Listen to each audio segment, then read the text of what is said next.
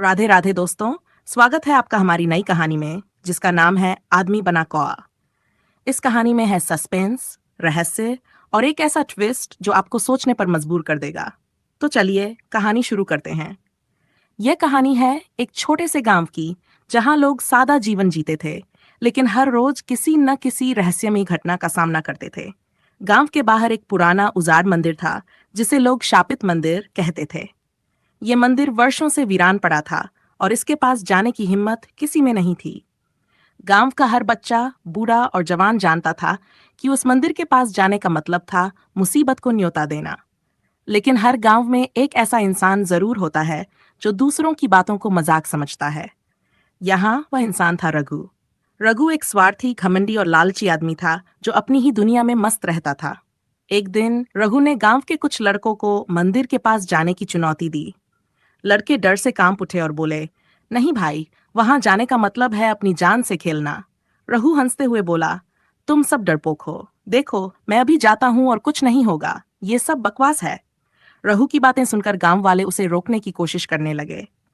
रघु, ये मजाक नहीं है। जो भी उस मंदिर के पास गया है वह कभी वापस नहीं आया। लेकिन रघु ने उनकी बातों को अनसुना कर दिया। अगले ही दिन रघु ने रात का इंतजार किया। वह अपने हाथ में एक लालटेन लेकर मंदिर की ओर चल पड़ा। चांदनी रात थी, लेकिन मंदिर के पास पहुंचते ही वातावरण बदल गया। ठंडी हवाएं चलने लगीं और पेड़ों की शाखाएं अजीब ढंग से हिलने लगीं। मंदिर के बाहर एक बड़ा काला कौआ बैठा हुआ था जो लगातार रघु को घूर रहा था। रघु ने उसे भगाने की कोशिश की, लेकिन कौआ अपनी जगह से हिला तक नहीं। ऑफ, कौआ है, डराने की कोशिश कर रहा है, रघु ने खुद से कहा और मंदिर के अंदर कदम रखा।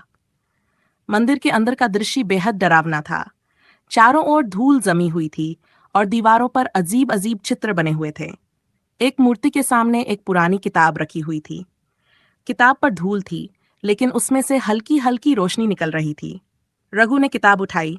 जैसे ही उसने किताब का पहला पन्ना पलटा, हवा में गूंजने वाली एक गहरी डरावनी आवाज आई। जिसने भी इस किताब को छुआ, उसने अपनी किस्मत खुद खराब की। अब तू मेरे श्राप का भागीदार बनेगा। रघु ने डरते हुए किताब को फेंकने की कोशिश की, लेकिन उसके हाथ उससे चिपक गए। किताब के पन्ने अपने आप पलटने लगे। उनमें से अजीब सी आवाजें और काले धुएं निकलने लगे। रघु चीखते हुए बोला, मुझे माफ कर दो, मैं यहाँ गलती से आ गया हूँ। तभी वह काला कौआ मंदिर के अंदर आ गया और रघु के सिर पर बैठ गया।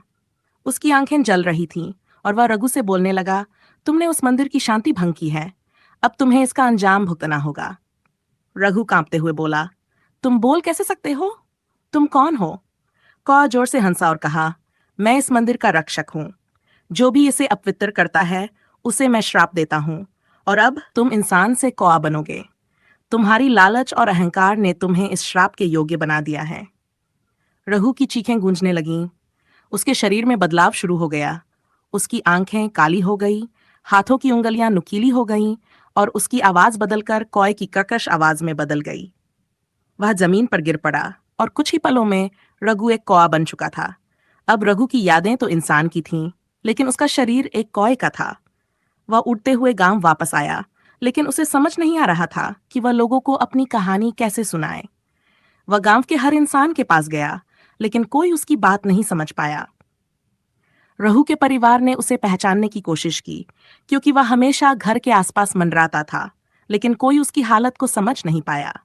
धीरे धीरे रघु को यह एहसास हुआ कि उसके अहंकार और लालच ने उसे इस स्थिति में ला दिया है।